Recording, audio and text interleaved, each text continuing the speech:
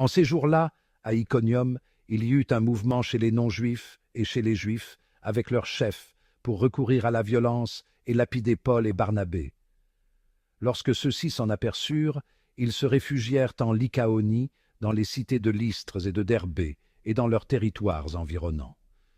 Là encore, ils annonçaient la bonne nouvelle. Or, à Lystre, il y avait un homme qui était assis, incapable de se tenir sur ses pieds. Infirme de naissance, il n'avait jamais pu marcher. Cet homme écoutait les paroles de Paul. Celui-ci le fixa du regard et vit qu'il avait la foi pour être sauvé. Alors il lui dit d'une voix forte, « Lève-toi, tiens-toi droit sur tes pieds. » L'homme se dressa d'un bond, il marchait.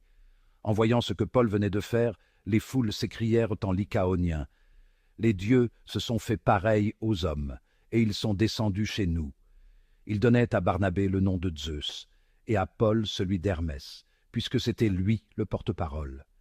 Le prêtre du temple de Zeus, situé hors de la ville, fit amener aux portes de celle-ci des taureaux et des guirlandes. Il voulait offrir un sacrifice avec les foules.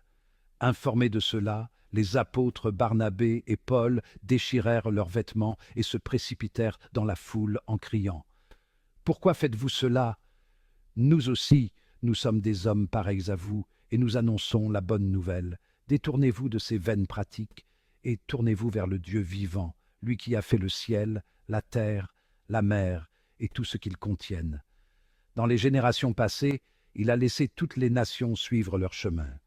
Pourtant, il n'a pas manqué de donner le témoignage de ses bienfaits, puisqu'il vous a envoyé du ciel la pluie et des saisons fertiles pour vous combler de nourriture et de bien-être. » En parlant ainsi, ils empêchèrent, mais non sans peine, la foule de leur offrir un sacrifice.